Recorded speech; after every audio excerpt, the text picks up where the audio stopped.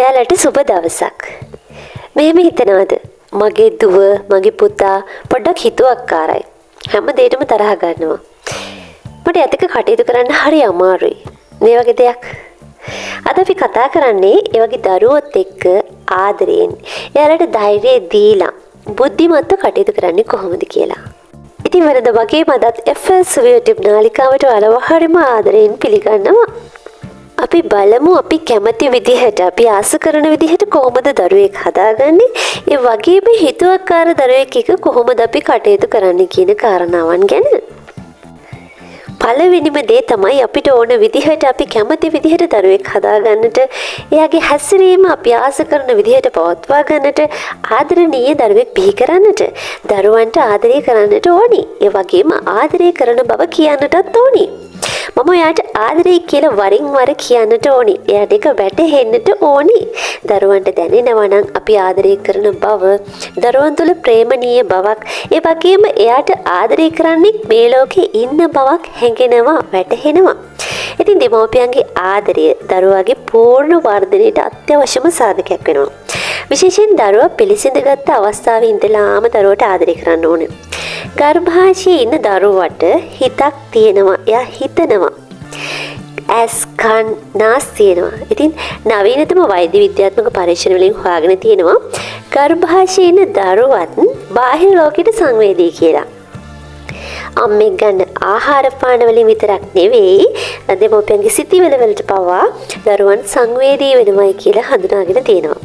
ඉතින් ඒකින්දා පිළිසිඳගත් අවස්ථාවේ ඉඳලාම දරුවා උපත ලබන තාක්කල් පූර්ව ප්‍රසව පරිසර අවධියේ ඉඳලාම දරුවට දෙමව්පියන්ගේ ආදරය ලැබෙන්නට ඕනි, දැනෙන්නට ඕනි. ඒකින්දා අම්මා ගන්න ආහාර පාන විතරක් නෙවෙයි, අපි හිතින් හිතන දේවල්, කතා බහ කරන දේවල් හැම අතින්ම යහපත් වෙනවා නම් ඒ දෙයත් ඒ වගේම අපි සිතන සිතවිල්ලක් පවා රළු වෙනවා නම් ඒ දෙයත් ඒ හැම දෙම දරුවට බලපානවා.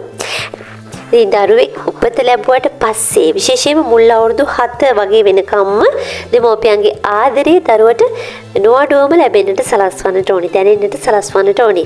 දරුවට හිතින් ආදරය කරන්න විතරක් නෙවෙයි, ඒක ප්‍රමාණවත් වෙන්නේ නෑ. යාට වචනයෙන් කියන්නට ඕනි, ක්‍රියාවෙන් ආදරය පෙන්වන්නත් ඕනි. ඉතින් දැනෙන්න ආදරය කරන්නත් ඕනි. ආදරණීය පරිසරයක හැදුණු දරුවගේ ජීවිතය හැම අතින්ම සුබවාදී පැත්තට තමයි යොමු වෙන්නේ. ඉතින් මෙන්න මේක තමයි අපිට ඕන විදිහට ආදරණීය දරුවෙක්, හොඳ දරුවෙක්, කීකරු දරුවෙක් හදාගන්න එකේ මූලිකම පියවර. ඉතින් මේ විදිහට ආදරයෙන් සිනහසින් හදාගන්න දරුවා සමහරක් වෙලාවට හිතුවක්කාර ගති පෙන්වන්න පුළුවන්. ඒක දරුවගේ සාමාන්‍ය දෙයක්. කොහොමද හිතුවක්කාර දරුවන් එක ගනුදෙනු කරන්නේ, කටයුතු කරන්නේ කියන කාරණාව ගැන ඊළඟට අපි කතා කරමු. හිතුවක්කාර දරුවෙක් කියන්නේ කාටද? එයාලා හරිම ව්‍යාකූලයි. වේගයෙන් කෝපයටපත් වෙනවා. ඒ වගේම තමයි හදිසියෙම කනගාටු තත්ත්වයන් ප්‍රකාශ කරනවා. තමන්ගේ හැඟීම් පාලනය කරගන්න යාට හරිම අමාරුයි. ඒකට හේතුව තමයි එයාලගේ මනස තවමත් සංවර්ධනය වෙමින් තමයි පවතින්නේ. ඉතින් අපිට කරන්න තියෙන්නේ ඒක අවබෝධ කරගෙන එයාලට සහාය වෙන එක. මේ වගේ වෙලාවක අපි දරුවට නිහතමානීව ඇහුම්කන් දෙන්නට ඕනේ. උනන්දුවෙන් සවන් දෙන්නට ඕනේ. දරුවා පුංචි කාලේ ඉඳලාම විවිධ දේවල් කරන්න උත්සාහ කරනවා. කියන්න උත්සාහ කරනවා. සමහරක් වෙලාවට පුංචිම කාලේ කියන දේවල් අපිට තේරෙන්නේ නැති වෙන්න පුළුවන්. හැබැයි එයාගේ භාෂාවෙන් විවිධාකාර දේවල් ගොතනවා, කියනවා, නිරූපණය කරනවා. ඉතින් අන්න එතන ඉඳලාම අපි දරුවාව තේරුම් ගන්නට, දරුවාට සවන් දෙන්නට උත්සාහ කරන්නට ඕනි. සමහර දේවල් වල හරි වැරදි හොයන්නේ නැතුව දරුවට සවන් දෙන එක තමයි කරන්නට ඕන වෙන්නේ. ඒ වගේම තමයි සමහර තැන්වලදී එයාලට ධෛර්යය දෙන්නට ඕනි, අත්පොඩි ගසන්නට ඕනි, එයාලව සතුටු කරන්නට ඕනි. මෙන්න මේ ඇහුම්කන් දීම පුංචි කාලේ ඉඳලාම අපිට දරුවා වෙනුවෙන් තියෙනවයි කියලා එයාලට දැනෙනකොට එයාලා තුළ විශ්වාසයක් ඇති වෙනවා. ඕනම දෙයක් කියන්න, කරන්න කලින් කියන්න මෙන්න මේ දේවල් දරුවාට හිතෙන්නේ, හැඟෙන්නේ අපි යාලට ඇහුම්කන් දෙනවයි කියලා දැනුනොත් විතරමයි. දරුවන්ට තරහ යනකොට අපි හිතුවොත් එහෙම නෑ යාගේ හරියයි. එයා තරහ ගත්තා නම් එයා සංසුන් වෙන්නට ඕනේ, එයා හැසිරීම පාලනය කර ගන්නට ඕනේ කියන වගේ දෙයක් අපි හිතුවොත් එහෙම අපි උදව් කරන එක නතර කරොත් එහෙම ඒක සුදුසු දෙයක් නෙවෙයි. එයාලට කියන්න ඕනේ. ඔයාගේ හැඟීම් හරි ඔයාට තරහ යන එක වෙන්නට පුළුවන්. අපි ඒ ගැන කතා කරමු කියලා කතා කරන්න පුළුවන් වයසේ තේරුම් ගන්න පුළුවන් වයසේ දරුවෙක් නම් අපි එයාට ඒක පැහැදිලි කරලා දෙන්නට ඕනේ. හැමදාමත් හැම වෙලාවකම මේ විදිහට හිතුවක්කාර විදිහට ක්‍රියාත්මක වෙන්නේ නැහැ දරුවෝ. හැබැයි ඔයා ඇහුම්කන් දෙනවයි කියලා දන්නවා නම් දරුවට විශ්වාසයක් ඇති වෙනවා අපි කියන දේ ගැන. එතකොට එයා අපිට සවන් දෙන්නට අපි කියන වචනයට ඇහුම්කන් දෙන්නට උත්සාහ කරනවා. ගොඩක් වෙලාවට මේ හිතුවක්කාර දරුවන්ට නිවැරදිම දේ තේරෙන්න කියලා දෙන්න සමහරක් නීති අවශ්‍ය වෙනවා. ඒ වුණාට නීති දැමීම විතරක්ම නෙවෙයි ආදරයෙන් පැහැදිලිව කියලා දෙන්නට පුළුවන් නම් විකල්ප දෙයකට යන්නට පුළුවන්කම තියෙනවයි කියලා එයාලට වටහා දෙන්නට පුළුවන්කම තියෙනවා නම් මේ හිතුවක්කාර ගති වලින් යම් තාක් දුරකට දරුවව මුදවා ගන්නට පුළුවන් වෙනවා. තරහක් එන වෙලාවට කෝපයක් එන වෙලාවට අපිට කරන්නට විකල්ප ක්‍රියාමාර්ග තියෙන බව දරුවට අඟවන්නට පුළුවන් නම් මෙතනදී අපි බුද්ධිමත් වෙන්නට ඕනේ. අපිට තරහ යන අවස්ථාවන් වල අපි කොයි විදිහටද ක්‍රියා කරන්නේ? ඒ කියන්නේ තරහක් එන වෙලාවට ඒ තරහව පාලනය කරගන්න අපිට පුළුවන් විකල්ප ක්‍රම තියෙනවා. තරහ එන වෙලාවට ඒකෙන් මිදෙන්නට අපිට ක්‍රම තියෙනවා.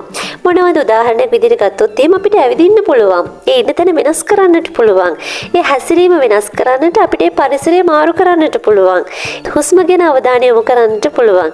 මෙන්න මේ දේවල් අපි කරනකොට සහ මේ වගේ තරහක් එනකොට අපිට කරන්නට පුළුවන් දේවල් ගැන කලින් දරුවව දැනුවත් කරලා තියෙනකොට දරුවා ඒ ගැන හිතන්න පටන් ගන්නවා. ඒ වගේම තමයි දඬුවමටත් වඩා ගොඩාක් වටිනවා තෑගි දෙන එක. අපිට පුළුවන් දරුවගේ හැඟීම් හඳුනා ගන්න උදව් කරන්න. දරුවට එයාගේ තියෙන හැඟීම් හඳුනා ගන්නට කොයි විදිහටද අපි උදව් කරන්නේ? අපිට ඕන්ට කියන්න පුළුවන් ඔයා දැන් තරහින් ඉන්නේ. ඔයා දැන් දුකෙන් ඉන්නේ. මොකක්ද ඔයාට දැන් හිතෙන්නේ? මෙන්න මේක තමයි ඉමෝෂනල් ඉන්ටෙලිජන්ස් කියලා කියන්නේ. ඒ කියන්නේ භාවාත්මක බුද්ධිය.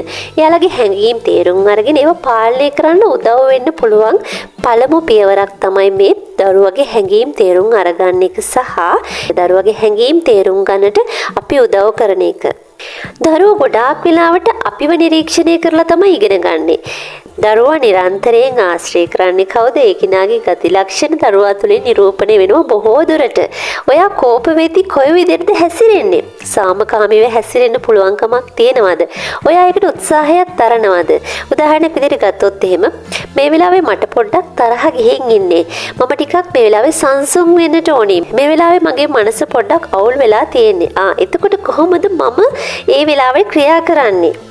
ඒ වෙලාවට මම හොඳ හුස්මක් ගන්නට ඕනේ. මම පොඩ්ඩක් මේ වැඩේ නතර කරලා මගේ පරිසරය මාරු කරගන්නට ඕනේ. මම පොඩ්ඩක් සංසුන් වෙන්නට ඕනේ.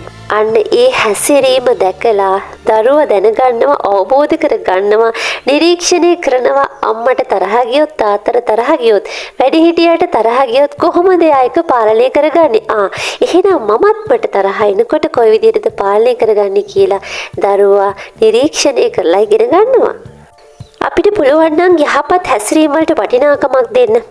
දරුවා යහපත් විදිහට හැසිරෙනකොට ඒකට අපිට පුළුවන් ක්‍රෙඩිට් එකක් දෙන්න. අද ඔයා තරහ ගන්නේ නැතිව හිටියා. අද ඔයාව පාලනය කරගත්තා. ඒක ගොඩක්ම වටිනවා. එහෙම කියලා අගය කරන තැන දරුවා ඒ යහපත් හැසිරීම තවදුරටත් පවත්වාගෙන යන්න උත්සාහ කරනවා. පුංචි තෑග්ගකින් හරි පුංචි අගය කිරීමකින් හරි වචනයකින් හරි කරන අගය කිරීමක් දරුවට ගොඩාක්ම වටිනවා. ඉතින් අපිත් මනුෂ්‍යෝනේ අපේ සීමාවක් තියෙනවා. හැම වෙලාවකම අපිට ඉවසීමෙන් ඉන්න අමාරුයි. ඉවසීම එක විදිහට පවත්වා ගන්නට අමාරුයි. අපිටත් තරහ යනවා. ඉතින් ඔයාගේ යහපත් සංසුන්කම රැකගන්න එක දරුවටත් වටිනවා. ඔයාට වෙහෙසක් එනවා නම් පුංචි විරාමයක් අරගන්න. උදව් ඉල්ලන්න. ඔයා වෙනස් වුණොත් දරුවත් වෙනස් වෙනවා. ඒක නිසා හිතුවක්කාර දරුවෙක්ට ආදරය, අවබෝධය, සාහිතාවය ගොඩාක්ම වටිනවා. එයාලා වෙනස් වෙන්න පටන් ගන්නේ අපි වෙනස් වෙනකොට. ඉතින් ඔයාගේ දරුවට අද අලුතින්ම ආදරය දෙන්න, අවබෝධය දෙන්න. ඔයාට ස්තුතියි. FL YouTube channel එකත් එක්ක එකතු වෙලා හිටියට. ඉතින් like එකක් දාන්න, subscribe කරන්නත් අමතක කරන්න එපා කියලා මතක් කරනවා. ඉතින් ආයෙ දවසක හම්බ වෙමු. සුබ දවසක් හැමෝටම.